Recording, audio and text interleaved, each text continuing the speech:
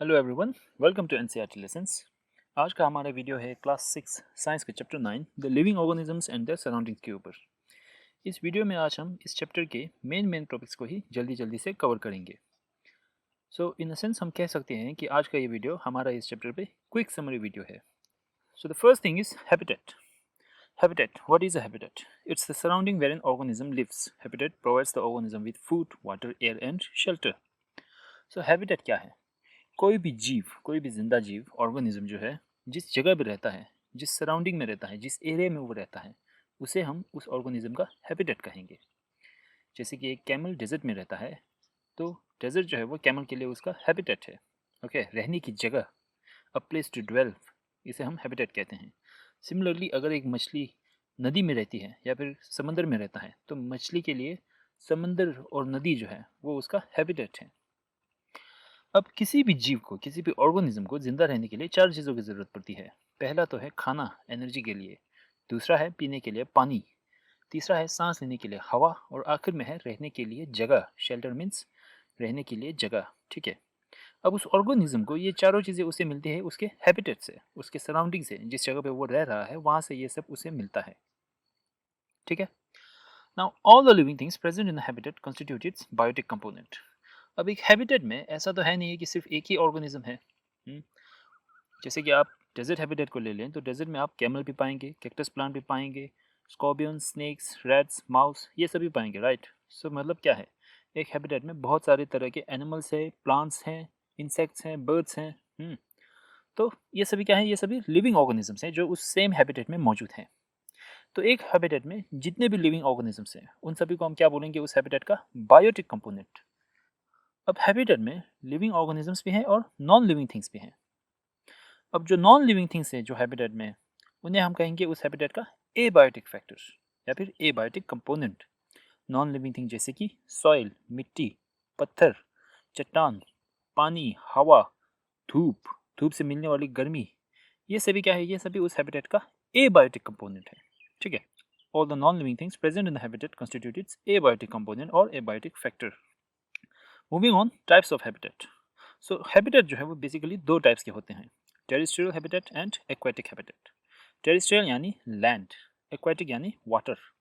सो जो जीव ज़मीन पर रहते हैं, जैसे कि हम खुद इंसान, कुत्ता, बिल्ली, तो इन सभी को हम क्या कहेंगे, हम टेरेस्ट्रियल हैबिटेट में रहते हैं। ठीक है।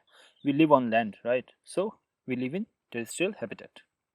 और जो जीव पानी में रहते हैं, जैसे कि मछलियाँ, ऑक्टोपस, जेलीफिश, ये सभी कहाँ पे रहती हैं, ये सभी एक्वेटिक हैबिटेट में रहती है। ओके। नाउ टेरेस्ट्रियल हैबिटेट और एक्वेटिक हैबिटेट्स के भी सब कैटेगरीज हैं। अगर हम टेरेस्ट्रियल हैबिटेट्स की बात करें तो डेजर्ट है, माउंटेन रीजन है, फॉरेस्ट है, ग्रासलैंड है और कोस्टल रीजन है। डेजर्ट यानी रेगिस्तान, जैसे कि राजस्थान में है ना थार डेजर्ट। माउंटेन रीजन यानी पहाड़ी इलाका। फॉरेस्ट यानी जंगल, ग्रासलैंड यानी खास स्थल और कोस्टल रीजन यानी समंदर के पास वाली जमीन को हम कोस्टल रीजन कहते हैं। Moving to the types of aquatic habitat, तो पहला है ओशन, समंदर। फिर है रिवर, लेक और पॉन्ड, नदी और तालाब। तो यहाँ पर ओशन जो है, ओशन वाटर जो है वो सेलाइन वाटर है। सेलाइन वाटर यानी ओशन के पानी में नमक है। Okay. Unlike the other three aquatic habitats, जो बाकी के तीन एक्वेटिक हैबिटेट्स जो हैं, which are river, lake and ponds, they are fresh water habitat, यानी कि इनके पानी में नमक नहीं है। Okay. Next is adaptation. So what is a adaptation? Adaptation is the presence of specific features and habits which enables an organism to survive in its habitat. Adaptation का मतलब क्या है कि सभी जीवों में कुछ ऐसे फीचर्स होते हैं, कुछ ऐसे गुण होते हैं या फिर कोई ऐसी आदत होती है जिसके बदौलत वो अपने वातावरण में जिंदा रह पाता है, अपने हैबिटेट में जिंदा रह पाता है, तो उसे हम कहेंगे अडेप्टेशन। अब ज़रा कैमल के बारे में ही सोच लीजिए, कैमल कहाँ पे रहता है? कैमल डेजर्ट हैबिटेट में रहता है, राइट। और डेजर्ट का एनवायरनमेंट कैसा होता है? डेजर्ट तो बहुत ही गर्म होता है, वहाँ पे पानी की बहुत कमी है, फिर भी इस मुश्किल हालत में कैमल डेजर्ट में रह पाता है। तो वो कैसे है? तो इसका आंसर है, कैमल ने खुद को डेजर्ट के लिए अडेप्ट कर लिया है, ढल दिया है, अपने अंदर कुछ ऐसे गुण लाया है जो उसे डेजर्ट में जिंदा रहने में मदद करता है। अगर हम कैमल के अडेप्टेशन फीचर्स को देखें तो कैमल की देखिए, camels have long legs which saves its body from the hot desert sand. Camel के पास बहुत ही लंबे टांग है। आप इस इमेज में देख सकते हैं, कैमल के बहुत ही लंबे टांग है, जिस वजह से उसका शरीर जो है वो रेत से बहुत ही ऊपर है। तो क्या होता है, रेत की गर्मी से उसका शरीर जो है वो बच जाता है। Camels can drink a lot of water at once. अब कैमल जो है एक ही बार में बहुत सारा पानी पी सकता है। पानी पीने के बाद फिर वो बहुत सारे दिन बिना पानी पिए भी बिता सकता है। अब ये एक बहुत ही बड़ा एडवांटेज पॉइंट है अगर डेजर्ट इन्वायरमेंट में रहना हो तो, क्योंकि डेजर्ट में बारिश कम होने के कारण बार बार पानी मिलना मुश्किल है। सो कैमल जो है वो एक ही बार में जब पानी मिलता है तो बहुत सारा पानी पी सकता है और फिर बिना पानी पिए बहुत सारे दिन रह सकता है। Next is camel produce dry Dang and very little urine. अब देखिए, कैमल एक ही बार में बहुत सारा पानी पी सकता है, उसी तरह कैमल जो है वो अपने शरीर का बहुत ही कम पानी को वेस्ट करता है, अपने शरीर के पानी को बहुत बचाता है। जैसे कि कैमल जो है वो बहुत ही कम पेशाब करता है और उसका जो गोबर होता है वो भी बहुत ही ड्राई होता है। Camels don't sweat in the desert heat.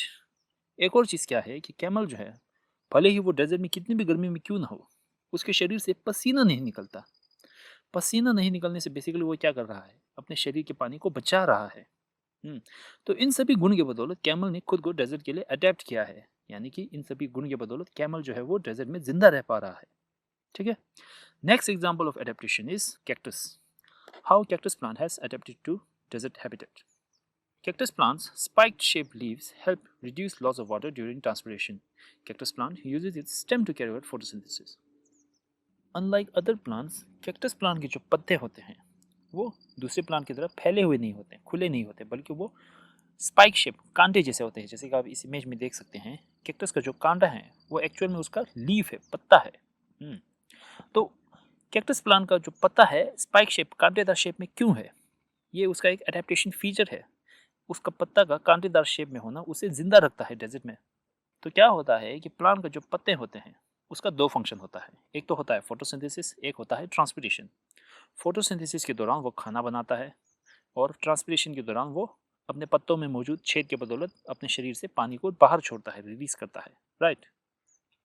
अब डेजर्ट में देखिए, कैक्टस को पहले तो पानी की बहुत ही कमी है, तो उसे अपने शरीर के अंदर जितने भी पानी है उसे बचाना पड़ता है। जैसे कैमल जो है कम पेशाब कर कर और पसीना ना निकाल कर अपने शरीर के पानी को बचाता है, वैसे ही कैक्टस प्लांट ने अपने पत्तों को स्पाइक शेप करके ट्रांसपिरेशन को कम किया है।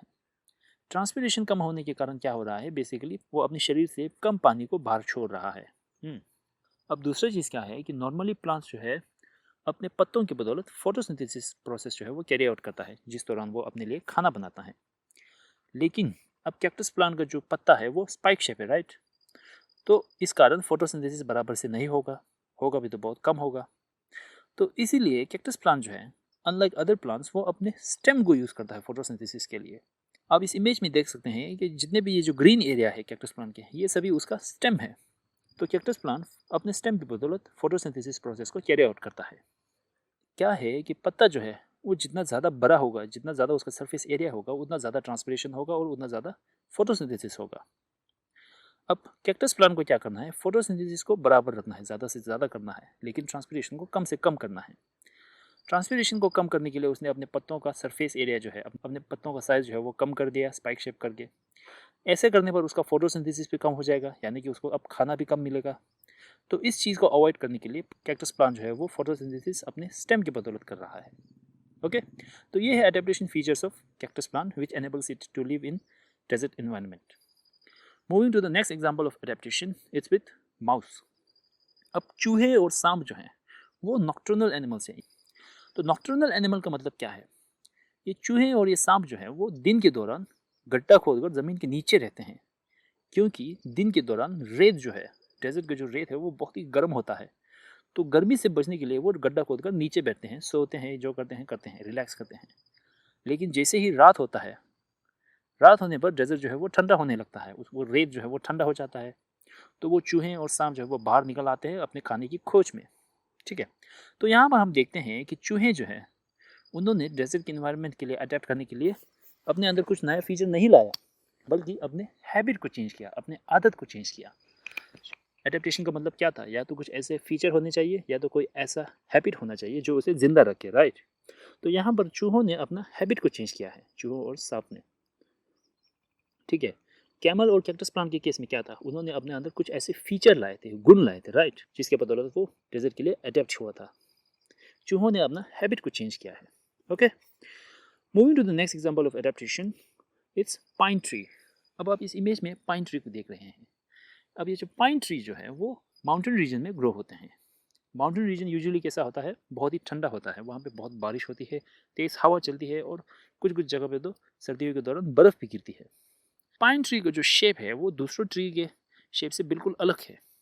जहाँ दूसरे ट्रीज जो हैं वो उनका ब्रांचेस बाहर फैलता है बाहर की तरफ और ऊपर की तरफ उगता है, वहीं ये पाइन ट्री जो है उसका ट्री का शेप क्या है, कोन शेप है। Pine trees are cone shaped and their branches are sloped. Pine trees leaves are needle shape, यानी कि पाइन पाइन ट्री जो है ये, जिसे हम हिंदी में देवदार पेड़ भी कहते हैं, इनका शेप कैसा है, देखिए कोन शेप है, ट्रायंगुलर शेप है। और उनका ब्रांचेस जो है वो नीचे की तरफ झुके हुए हैं। आप इस इमेज में देख सकते हैं ये जो ब्रांच है वो नीचे की तरफ झुके हुए हैं। जहाँ दूसरे पेड़ का ब्रांच ऊपर जाता है, पाइन ट्री का ब्रांच नीचे की तरफ झुके हुए हैं। और एक और चीज़ क्या है कि पाइन ट्री के जो पत्ते होते हैं वो नीडल शेप है, जैसे कि आप इस इमेज में देख सकते हैं ये उनके पत्ते हैं। इन फीचर्स के बदौलत पाइन ट्री ने खुद को माउंटेन रीजन हैबिटेट के लिए अडेप्ट किया है। अब क्या है कि माउंटेन रीजन पे बर्फ़ पड़ते हैं, बर्फ़ पड़ने पर वो ब्रांचेस के ऊपर जमा हो जाते हैं जो ब्रांचेस को तोड़ सकते हैं, नुकसान कर सकते हैं, राइट। पाइन ट्री का कोन शेप होना और उसका ब्रांच नीचे की तरफ झुका होना और उनका पत्ता नीडल शेप होना, इससे क्या होता है कि जब बर्फ़ गिरता है तो बर्फ़ जो है वो पेड़ के ऊपर जमा नहीं होता और बर्फ़ जो है वो नीचे फिसल कर नीचे ज़मीन पर गिर जाते हैं, तो इससे पाइन ट्री को कोई नुकसान नहीं पहुंचता। तो ये अडेप्टेशन फीचर है पाइन ट्री के माउंटेन रीजन के लिए। अब माउंटेन रीजन में हम जानवर भी पाते हैं, जानवर जैसे कि याक, स्नो लेपर्ड। तो आप नोटिस करेंगे कि जो माउंटेन रीजन में जो जानवर हैं उनका फर जो होता है वो compare to plain region animals मोटा होता है। उनका जो बाल होता है, फर, वो ज़्यादा मोटा होता है। क्यों? क्योंकि माउंटेन रीजन में ठंड ज़्यादा है, तो सर्दियों की ठंड को झेलने के लिए उनका जो बाल होते हैं, फर होते हैं, वो ज़्यादा मोटे होते हैं। Moving to the next example of adaptation, let's talk about lion. अब लायन जो है वो ग्रास लैंड हैबिटेट में मिलते हैं। अब लायन का एडेप्टेशन फीचर देखिए, Lions body colour helps them hide in the grass. अब लायन क्या है? लायन एक शिकारी जानवर है, राइट। It's a predator. वो शिकारी जानवर है और वो शिकार करता है दूसरे जानवरों का। तो लायन को क्या करना है, उसे छुपते छुपाते शिकार के पास जाना है और जैसे ही वो नज़दीक आए उसे धर दबोचना है, राइट। तो उसे छुपना पड़ता है। अब लायन का शरीर का कलर जो है, ब्राउनिश येलो कलर जो है, वो उसे मदद करता है घास में छुप जाने के लिए। आपने टीवी, नेशनल ज्योग्राफी, डिस्कवरी ऐसे में देखा होगा, ये जो लायंस, टाइगर, ये जो होते हैं वो घास में छुपते हैं, राइट, और स्लोली स्लोली आगे बढ़ते हैं। तो इन्हें छिपने में मदद कौन करता है? उनका शरीर का कलर मदद करता है। दूसरा एडेप्टेशन फीचर्स क्या है लायन का? Lions have sharp claws. अब लायंस के बहुत ही तेज पंजे होते हैं जिसकी बदौलत वो अपने शिकार को पकड़ता है। And third thing is lions eyes are in the front of its face. अब आप नोटिस करेंगे कि जितने भी प्रेडेटर एनिमल्स हैं, इंक्लूडिंग लायन, टाइगर, लेपर्ड, इन सभी का आंख जो है वो फेस के फ्रंट में है, आगे की तरफ, जस्ट लाइक अस ह्यूमंस। आंखों का चेहरे की आगे की तरफ होना क्या करता है, वो हमें क्या एडवांटेज देता है? हम चीज़ों के लोकेशन को बराबर से देख पाते हैं। लेकिन इसका डिसएडवांटेज पॉइंट क्या है? हम एक समय में कम जगह को देख पाते हैं, ठीक है। तो आंखों का आगे की तरफ होना एडवांटेज पॉइंट भी है पर डिसएडवांटेज भी है, लेकिन प्रेडेटर एनिमल के लिए ये एडवांटेज जो है वो ज़्यादा बेहतर है, ताकि उन्हें बराबर पता चले कि उनका शिकार कहाँ है। अब आप सोच सकते हैं कि ये एडेप्टेशन फीचर्स लायन को जिंदा रहने में मदद कैसे करती है। तो क्या है कि ये सभी फीचर्स लायन को अपने शिकार को पकड़ने में मदद करता है, यानी कि लायन को अपना खाना ढूंढने में मदद करता है। खाना मिलेगा तो वो जिंदा रहेगा, right. So these are the adaptation features of lion. अब हम एक और जानवर के बारे में बात करेंगे जो ग्रासलैंड हैबिटेट में ही मिलता है। लायन जहाँ पे रहता है वहीं पे मिलता है, और वो है डियर। अब डियर जो है वो क्या है? प्रे एनिमल है, वो शिकार जानवर है। दूसरे जानवर जो है उसका शिकार करते हैं, जैसे कि लायन जो है वो डियर का शिकार करते हैं। डियर का अडेप्टेशन फीचर उसे क्या करता है? उसे शिकारी जानवरों से बचाता है, दूसरे जानवरों का खाना बनने से उसे बचाता है। तो डियर का अडेप्टेशन फीचर क्या है? Deer has very good hearing ability due to its large ears. अब देखिए हमने क्या कहा था, शेर का अडेप्टेशन फीचर क्या था? वो घास में छिप जाते थे अपने बॉडी के कलर के बदौलत, राइट। अब इससे क्या होगा कि डियर को तो दिखेगा ही नहीं कि लायन उसके पास आ रहा है, लेकिन डियर के पास सुनने की बहुत ही अच्छी शक्ति है। उसे छोटी से छोटी आवाज़ सुनाई देता है क्योंकि उनके कान जो है वो बहुत ही बड़े होते हैं। अब क्या होगा कि अगर कोई शिकारी जानवर उसके पास आएगा, भले ही उसे ना दिखे, पर जब वो शेर उसके पास आएगा तो उसका छोटी से छोटी आवाज़ को वो सुन सकेगा और वो चौकन्ना होकर भाग सकता है। तो यहाँ पे आप देख रहे हैं शेरों के पास छिपने की शक्ति है तो डियर के पास सुनने की शक्ति है। शेर छुपता है तो क्या है, बेसिकली डियर का जो विजन है, देखने की शक्ति को कम कर रहा है, राइट। तो डियर के पास क्या है, सुनने की शक्ति है, उसका तोड़ है, अगेंस्ट है। दूसरा फीचर डियर का क्या है, deer has its eyes on the side of the face. अब हमने जाना था कि जो प्रेडेटर एनिमल्स थे इंक्लूडिंग लायन, उनका आंख जो था वो फ्रंट में था, राइट, चेहरे के, जिससे उन्हें बेहतर लोकेशन दिखता था, चीज़ों का लोकेशन कहाँ है वो बराबर दिखता था। लेकिन डियर के केस में क्या है कि उनका जो आंख है वो फेस के साइड्स में है। Most of the prey animals have their eyes on the side of the face. ज़्यादातर जो शिकार जानवर है उनके आंख उनके चेहरे के साइड में होते हैं। आंखों का साइड में होना डिसएडवांटेज पॉइंट क्या देता है, उनका फोकस जो है वो बराबर नहीं, उनको ब्लर्ड इमेज दिखता है, साफ साफ नहीं दिखता। लेकिन इसका एक एडवांटेज पॉइंट क्या है, वो एक ही बारे में ज़्यादा एरिया को देख पाते हैं, ज़्यादा डायरेक्शन में देख पाते हैं। तो इससे क्या होता है कि भले ही उन्हें ठीक से ना पता चले कि कौन सा जानवर आ रहा है, लेकिन उन्हें ये पता चल जाता है कि कोई जानवर उनके पास आ रहा है, ठीक है। Third adaptive feature of deer is deer can run very fast. वो बहुत ही तेज दौड़ पाते हैं। जैसे ही उसे पता चलेगा कि कोई उसके पास नज़दीक आ गया है तो वो बहुत ही तेज तर्रार दौड़ेगा। तो ये सभी फीचर्स जो है वो डियर को अपने प्रेडेटर से बचाता है, शिकारी जानवर से बचाता है, जिसके बदौलत वो जिंदा रह पाता है। Okay, moving on to the next example of adaptation features is with fish. अब फिश जो है वो कहाँ पे रहते हैं, उनका हैबिटेट क्या है, ओशन और river, water bodies, right, aquatic habitat. पिछले चैप्टर में हमने जाना था स्ट्रीमलाइन बॉडी शेप। मछलियों का बॉडी शेप क्या है, स्ट्रीमलाइन है। स्ट्रीमलाइन बॉडी शेप का मतलब क्या है, उनका पूंछ और सर जो है वो नैरो है, छोटे हैं, एरिया कम है compare to their middle body. तो इनसे क्या होता है, इनसे वो पानी में तेजी से तैर पाते हैं। दूसरी चीज़ क्या है, फिश के बॉडी के ऊपर स्केल्स होते हैं। स्केल से क्या होता है कि वो पानी में ज़्यादा तेज़ी से तैर पाते हैं और उन्हें दूसरे जानवरों से भी प्रोटेक्ट करता है, ये एक शील्ड की तरह भी काम करता है। Third major adaptive feature of fish is fish has gills to breathe under water. अब देखिए, मेजर एडेप्टिव फीचर मछली का क्या है, मछलियों के पास गिल्स होती हैं जिसके बदौलत वो पानी के अंदर सांस ले पाता है, पानी में डिजॉल्व जो ऑक्सीजन है उसे यूज़ कर पाता है सांस लेने के लिए। तो ये थे एडेप्टिव फीचर्स ऑफ फिश। अब ऐसा है कि एक्वेटिक हैबिटेट्स में जितने भी जानवर हैं उन सभी के पास गिल्स नहीं होते हैं, यानी कि वो सभी पानी के अंदर सांस नहीं ले पाते हैं। For example dolphins. तो ज़रा सोचिए कि भले ही डॉल्फिन के पास गिल्स नहीं है तो फिर भी वो पानी के अंदर कैसे रह लेता है। तो अब हम जानेंगे कि डॉल्फिन ने खुद को एक्वेटिक हैबिटेट के लिए कैसे अडेप्ट किया है। Dolphins don't have gills to breathe under water, they have to come to the surface to breathe, but they can hold their breath for a very long time. अब देखिए, dolphin के पास gills नहीं है जिस वजह से वो पानी के नीचे सांस नहीं ले पाते। तो इन्हें क्या करना पड़ता है, उन्हें बार बार पानी की सतह पर ऊपर आना पड़ता है हवा से सांस लेने के लिए, बिल्कुल हम इंसानों की तरह। डॉल्फिन्स जो है वो बहुत ही देर तक अपने सांस को रोक पाता है। और डॉल्फिन्स के जैसे जितने भी दूसरे जानवर जो हैं जो पानी में रहते हैं लेकिन जिनके पास गिल्स नहीं होते, वो बहुत ही लंबे समय तक अपने सांस को रोक पाते हैं, जिसके बदौलत वो बहुत समय तक पानी के नीचे रहते हैं और अपने खाने की खोज कर पाते हैं। Some other examples of adaptation feature are plants that grow on land have longer roots compared to plants that grow in water. अब देखिए, पौधे जो हैं वो पानी में भी उगते हैं और पौधे ज़मीन पर भी उगते हैं। आप नोटिस करेंगे कि जो प्लांट ज़मीन पर उगता है उनका रूट जो है वो लंबा होता है कंपेयर टू वो प्लांट जो पानी के अंदर ग्रो होते हैं।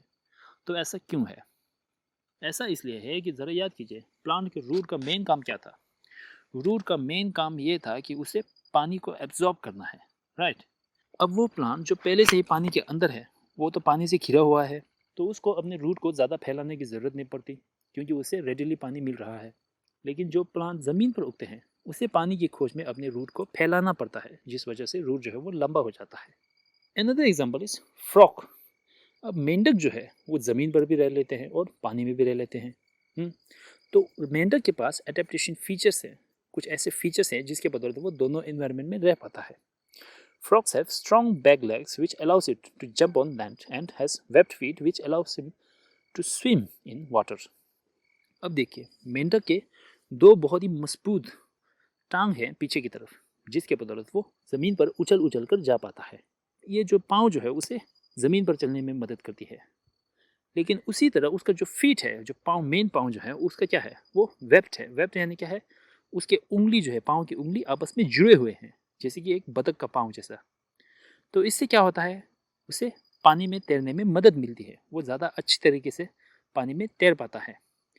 वेब्ड फीट जो है मेंढक के लिए एक पैडल की तरह काम करता है। जैसे कि नाव में एक पैडल होता है ना, पानी को धक्का देने के लिए, वैसे ही वेब्ड फीट होना मेंढक के लिए पैडल की तरह काम करता है। वो ज़्यादा अच्छी तरीके से पानी में तैर पाता है।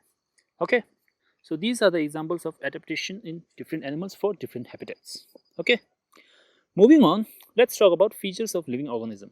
So अभी तक हमने जाना लिविंग ऑर्गेनिजम्स जो है वो अपने वातावरण में कैसे जिंदा रह पाते हैं, उन्होंने खुद को कैसे अडेप्ट किया है अपने हैबिटेट के लिए, राइट। लेकिन हमने ये तो बात ही नहीं किया कि लिविंग ऑर्गेनिज्म क्या है। ऐसे कौन से पर्टिकुलर फीचर्स होते हैं जिस वजह से कोई चीज़ लिविंग होता है या फिर नॉन लिविंग होता है। So we have to know the difference between a living thing and a non living thing. Okay, so now we will talk about the features of living organism, यानी कि वो feature, वो गुण जो सभी living organisms में होते हैं। So the first feature is all living organisms need food. सभी लिविंग ऑर्गेनिज्म को खाने की ज़रूरत पड़ती है एनर्जी के लिए। हम एनिमल्स या तो दूसरे एनिमल को खाते हैं या फिर प्लांट को खाते हैं, लेकिन प्लांट जो है वो अपना खाना खुद बनाता है फोटोसिंथेसिस के बदौलत। ठीक है। Second feature is all living organisms grow. सभी लिविंग ऑर्गेनिज्म ग्रो करते हैं, बड़े होते हैं। जैसे कि हम इंसान बच्चे से बड़े हो गए, वैसे ही एक प्लांट सीड से ग्रो होता है। Third feature, all living organisms respire. सभी लिविंग ऑर्गेनिज्म सांस लेते हैं। हम अपने मुंह से सांस लेते हैं, मछलियाँ अपने गिल्स से सांस लेते हैं, अर्थवर्म अपने स्किन के बदौलत सांस लेते हैं। लेकिन प्लांट जो है वो अपने पत्तों की बदौलत सांस लेता है। सो सभी लिविंग ऑर्गेनिज्म सांस लेता है, जिस दौरान वो ऑक्सीजन को अंदर लेता है, इनहेल करता है, और कार्बन डाइऑक्साइड को बाहर छोड़ता है, एक्सहेल करता है। ठीक है। Next feature, all living organisms excrete. Excrete यानी अपने शरीर से वेस्ट को बाहर निकालना। तो हम इन एनिमल्स एक्सक्रीट कैसे करते हैं? हम पेशाब करते हैं, 2 नंबर करते हैं, कार्बन डाइऑक्साइड सांस लेते समय कार्बन डाइऑक्साइड बाहर छोड़ते हैं। तो ये सभी क्या है? ये सभी एक्सक्रीशन प्रोसेस है। ठीक है, अपने वेस्ट को बाहर निकाल रहा है। सिमिलरली प्लांट भी एक्सक्रीट करते हैं, भले ही हमें नहीं दिखता पर प्लांट्स एक्सक्रीट करते हैं। जैसे कि ट्रांसपिरेशन के दौरान वो पानी छोड़ता है, तो ये भी एक एक्सक्रीशन प्रोसेस है। जो पानी वो छोड़ रहा है ट्रांसपिरेशन के दौरान, वो उसके लिए वेस्ट है। उसी तरह प्लांट भी रेस्पिरेशन के दौरान कार्बन डाइऑक्साइड छोड़ता है, तो ये भी एक एक्सक्रीशन प्रोसेस है। Next feature of living organism is all living organisms reproduce their own kind. सभी लिविंग ऑर्गेनिज्म अपने जैसे बच्चे को ही जन्म देता है। एक इंसान इंसान के बच्चे को जन्म देगा, एक कुत्ता कुत्ते के बच्चे को जन्म देगा, एक आम के पेड़ से जो बीज होगा उससे एक आम का पेड़ ग्रो होगा। सो all living organisms reproduce their own kind. ऐसा नहीं है कि इंसान से कुत्ता का बच्चा पैदा हो रहा है या फिर कुत्ता से बिल्ली का बच्चा पैदा हो रहा है, ऐसा नहीं है। ठीक है। Next feature, all living organisms respond to stimuli. Stimuli यानी क्या है? जब हमारे सराउंडिंग में, अपने वातावरण में कुछ बदलाव आए जिस कारण हमारा शरीर रिस्पॉन्ड करे, रिएक्ट करे जिसके अगेंस्ट, उसे हम स्टिमुलाई कहेंगे। फॉर एग्जाम्पल, प्लांट जो है वो सनलाइट के डायरेक्शन में बेंड होता है। जैसे जैसे सनलाइट का डायरेक्शन चेंज होगा, वैसे वैसे प्लांट जिस डायरेक्शन में बेंड होता है वो चेंज होता जाता है। तो यहाँ पर सनलाइट जो है वो कहाँ से आ रहा है, डिपेंडिंग ऑन दैट प्लांट जो है अपने आप को बेंड कर रहा है, राइट। यानी कि प्लांट जो है वो सनलाइट की डायरेक्शन में रिस्पॉन्स कर रहा है। तो सनलाइट जो है यहाँ पर प्लांट के लिए स्टिमुलाई है। ओके। सिमिलरली अगर हम कोई स्वादिष्ट खाना देखते हैं तो हमारे मुंह में पानी निकलने लगता है, स्पेशली विद गोलगप्पा। तो यहाँ पर गोलगप्पा या फिर स्वादिष्ट खाना जो है वो हमारे लिए स्टिमुलाई है। और हमारे मुंह से पानी निकलना, वो क्या है? हमारा रिस्पॉन्स है against that stimuli. Okay, so all living organisms respond to stimuli. Next feature, all living organisms move. सभी लिविंग ऑर्गेनिज्म हिलते हैं। अब जानवरों के केस में तो हम आसानी से देख लेते हैं, हम एक जगह से दूसरी जगह जाते हैं, हम अपने हाथों को उठाते हैं, पाँव को उठाते हैं। लेकिन प्लांट के केस में हम ये इजीली नहीं देख पाते। प्लांट एक जगह से दूसरी जगह नहीं जाते, पर इसका मतलब ये नहीं है कि प्लांट मूव नहीं करते हैं। प्लांट मूव करते हैं। प्लांट जो है हालांकि एक जगह से दूसरी जगह नहीं जा पाता, पर वो अपने पार्ट्स को मूव करते हैं। जैसे कि हमने कहा था, प्लांट जो है वो सनलाइट की डायरेक्शन में बेंड करता है, राइट। तो जब वो सनलाइट की डायरेक्शन में बेंड कर रहा है तो वो क्या है? ये एक तरह का मूवमेंट है। फॉर एग्जाम्पल, लोटस प्लांट जो है वो दिन के दौरान खुला होता है, खिला होता है, और रात के दौरान क्या होता है? जैसे कि दिन ढल जाता है वो अपने आप को बंद कर देता है, राइट। तो ये एक तरह का मूवमेंट है। ठीक है। एक और फीचर जो सभी लिविंग ऑर्गेनिजम्स में कॉमन है वो ये है कि सभी लिविंग ऑर्गेनिजम्स जो है वो मरेंगे। All living organisms die. अब ऐसे नॉन लिविंग थिंग्स भी होते हैं जिनमें कुछ कुछ लिविंग ऑर्गेनिजम्स के फीचर्स होते हैं। जैसे कि गाड़ी जो है, भले ही वो नॉन लिविंग थिंग है पर वो मूव करता है, राइट। लिविंग ऑर्गेनिज्म की तरह ही मूव करता है। उसी तरह जैसे जैसे मौसम बिगड़ने लगता है, क्लाउड जो है वो बड़ा होने लगता है, हाँ, just like a living organism grows, cloud also grows. लेकिन फिर भी हम इन्हें नॉन लिविंग कहते हैं। क्यों? क्योंकि किसी चीज़ का लिविंग ऑर्गेनिज्म होने के लिए इन सभी फीचर्स का एक साथ होना ज़रूरी है। आप खुद क्या है? लिविंग ऑर्गेनिज्म है, राइट? तो आप में ये सभी गुण हैं। आप खाना खाते हैं, आप ग्रो होते हैं, आप सांस लेते हैं, आप एक्सक्रीट करते हैं, आप रिप्रोड्यूस करेंगे, आप स्टिमुलाई को रिस्पॉन्ड करते हैं, आप हिलते हैं और एंड में आप मरेंगे। तो किसी चीज़ का लिविंग ऑर्गेनिज्म होने के लिए इन सभी फीचर्स का होना ज़रूरी है। ठीक है? So with this our quick summary on this chapter ends here. अगर आपको ये वीडियो अच्छा लगा तो लाइक कीजिएगा, शेयर कीजिएगा अपने फ्रेंड्स और क्लासमेट्स के साथ, और इस चैनल को ज़रूर सब्सक्राइब कीजिएगा।